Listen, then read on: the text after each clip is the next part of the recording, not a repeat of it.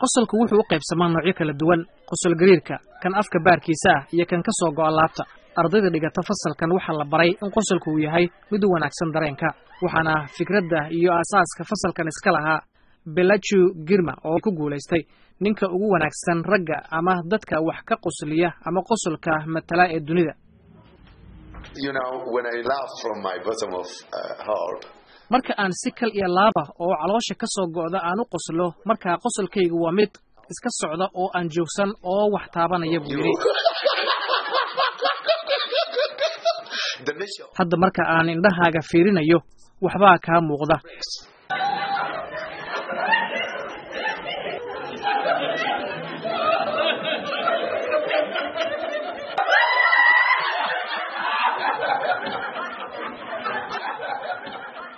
Kokeb Yemenha waxa uu ka mid yahay ardayda iskuulka dhigata waxa laga helay xanuunka kansarka muddo haatan laga joogo 2 sanadood.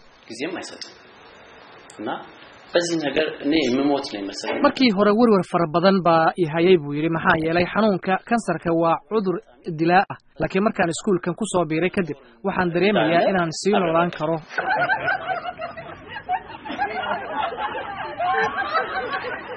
Dr. Burhane Rideye ayaa sidoo kale aaminsan in qosolku uu wax tar u leeyahay caafimaadka. qosolka laftiisa oo siyaabo kala duwan loo qoslo ayaa waxa uu wanaagsan yahay unugyada dhiigga. waxa uu markaa kordhinayaa socodka oksijiinta dhiigga ku shaqeeyo. marka ayuu bukaanku bilaabayaa in xaaladiisu uu dareemo mid wanaagsan ay tahay.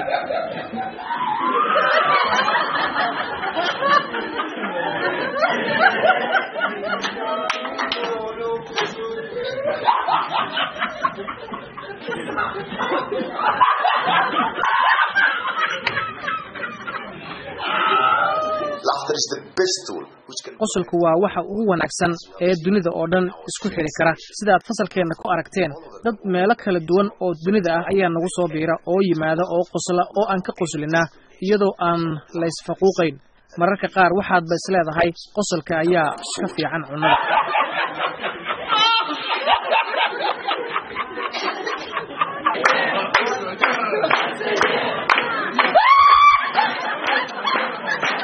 After I just joined this school. ka dambeeyay markii aan ku soo biiray iskuulkan waxaan u qosli karaa buu yiri si ka fudud sidii aan horey ugu qosli jiray.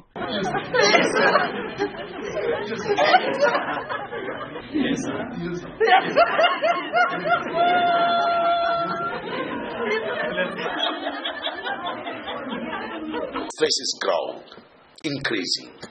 walaalka ayaa ku sii kordhaya dadka marka si loo yareeyo waa inaan baranaa sidii si dabiici ah looga qoslin lahaa qosol aan sabab ku iman iyo qosol hoos u dhigi kara cadaadiska aad dareemaysid iyo fikirka. sidaasi uu Girma uga qosliyay ardayda iskuulkiisa qosolka ee magaalada Addis Ababa ayuu anna dabcan iga qosliyay